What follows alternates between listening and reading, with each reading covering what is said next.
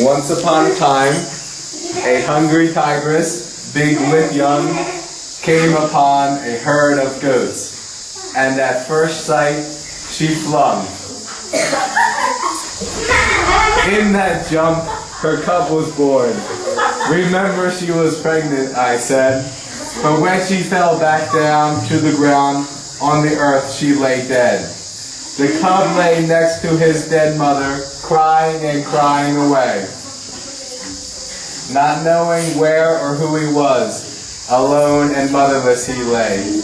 The goats returned, and one of them, after hearing the cub's cries and moans, said, "We must adopt this cub as our own."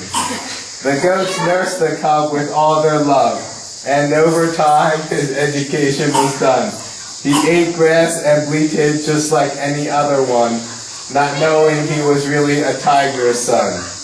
For all his life he thought himself a goat, unaware of who he was or what he was to be. Yet often he did find himself wondering, what is this thing called me?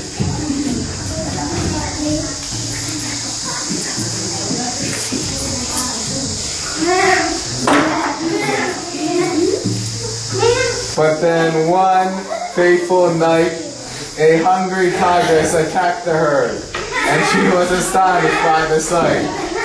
Though all the goats had scattered, only one remained. You can guess who.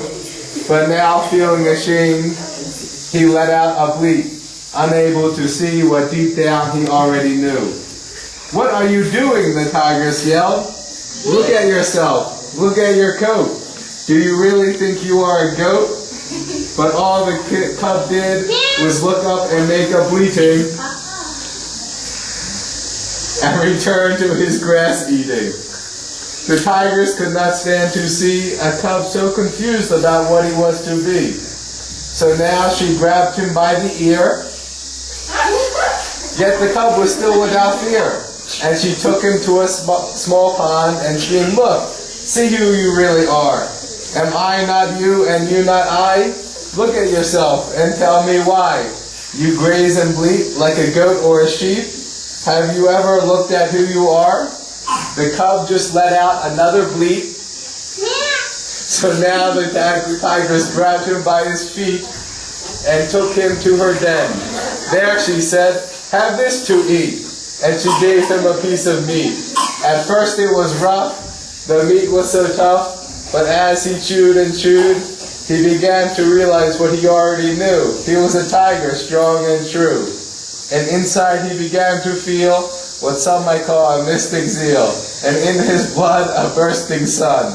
And then, from deep down in his core, he let out one great tremendous roar. Roar!